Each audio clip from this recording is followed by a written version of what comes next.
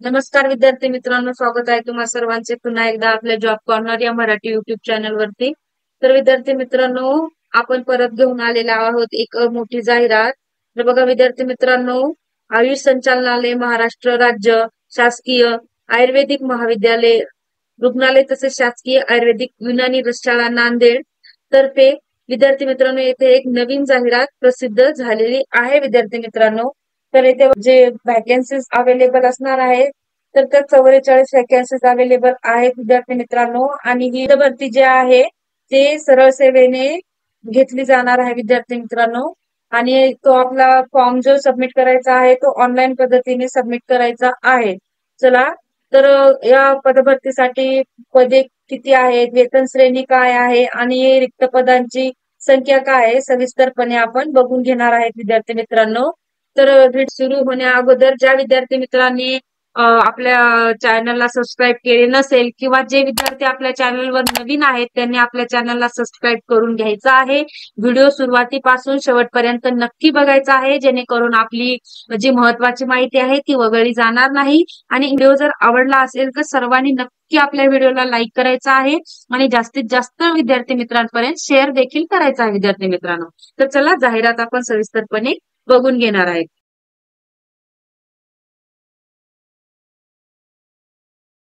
तर मी सांगितल्याप्रमाणे इथे 44 जागा रिक्त आहे.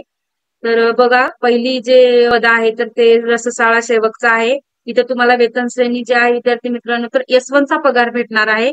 म्हणजे तो पगार 15,000 पासून ते 47,600 पर्यंत तुम्हाला इथे वेतन श्रेणी किंवा जो आपला पगार आहे तो भेटणार आहे.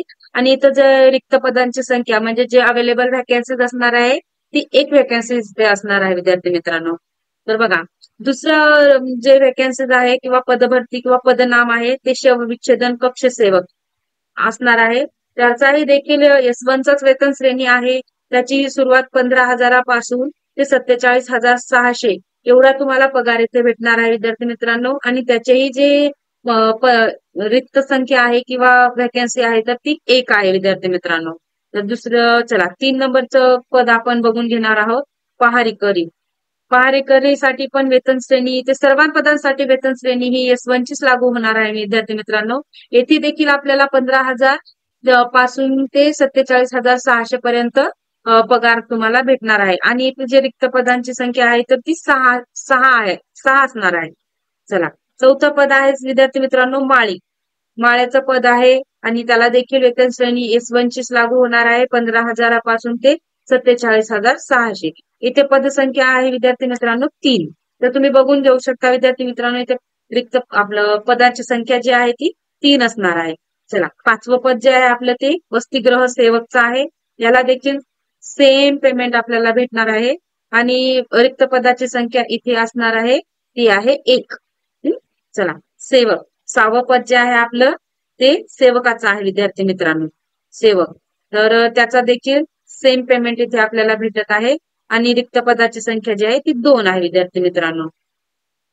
कक्ष सेवक 7वं पद आहे आपलं ते आहे कक्ष सेवक. त्याचा पगार देखील इथे तुम्ही बघून घेऊ शकता, सेम पगार आहे इथे. आणि त्याची जी रिक्त पदाची संख्या आहे ती आहे 15 विद्यार्थी मित्रांनो. इथे सर्वात जास्त दिसून येत आहे 15. कक्ष सेवकासाठी जास्तीत जास्त पद अवेलेबल आहेत विद्यार्थी मित्रांनो.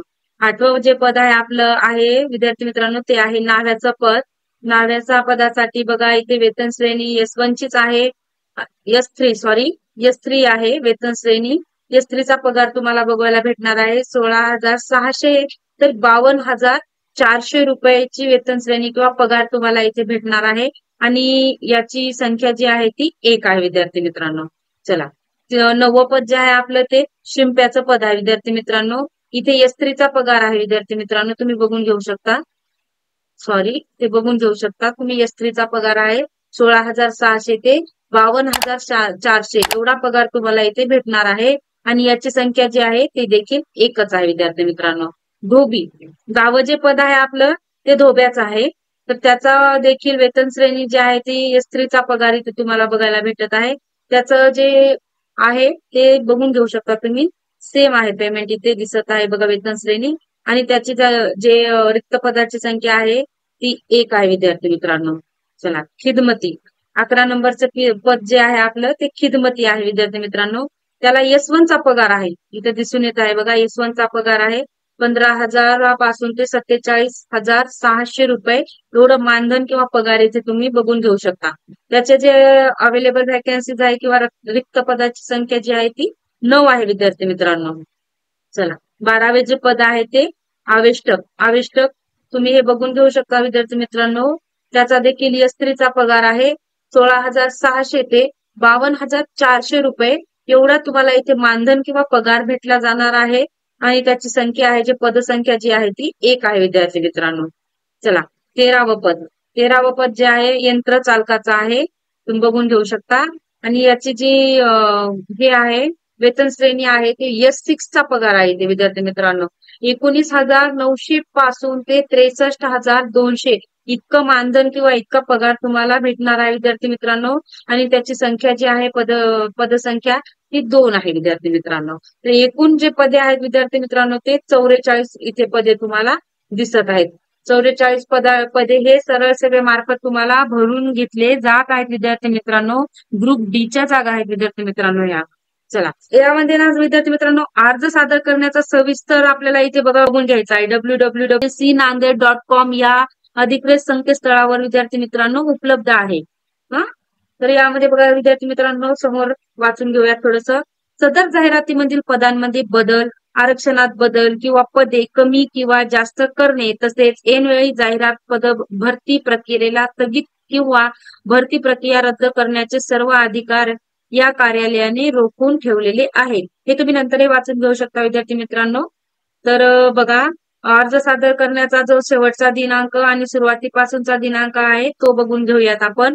तर बघा, अर्ज सादर करण्याचा दिनांक आहे म्हणजे ऑनलाईन पद्धतीने आपण अर्ज 18 सप्टेंबर रोजी करू शकतो. आणि हे बघा, लास्ट डेट जी आहे ती 8 ऑक्टोबर 2025. ऑनलाईन पद्धतीने विहित परीक्षा शुल्क भरण्याचा अंतिम म्हणजे जे पेमेंट आहे आपली ते पेमेंट सबमिट करण्याचा दिनांक जो आहे तो 8/10/2025 आहे बघा विद्यार्थी मित्रांनो. परीक्षेचा दिनांक व कालावधी www.gacnanded.com या संकेतस्थळावर उपलब्ध करून देण्यात येईल. तसेच उमेदवाराच्या प्रवेश पत्राद्वारे कळवण्यात देखील येणार आहे विद्यार्थी मित्रांनो. व्हिडिओ आवडला असेल तर सर्वांनी व्हिडिओला लाईक करायचा आहे. आपल्या चॅनलला सबस्क्राईब देखील करून घ्यायचा आहे. बेल ऑल वरती प्रेस करायचा आहे, जेणेकरून आपल्या चॅनल वरती येणारे नवीन नवीन व्हिडिओ तुम्हाला सर्वात अगोदर बघायला भेटणार आहेत विद्यार्थी मित्रांनो. तर चला, भेटूया पुन्हा अशाच एका व्हिडिओ मध्ये. तोपर्यंत धन्यवाद.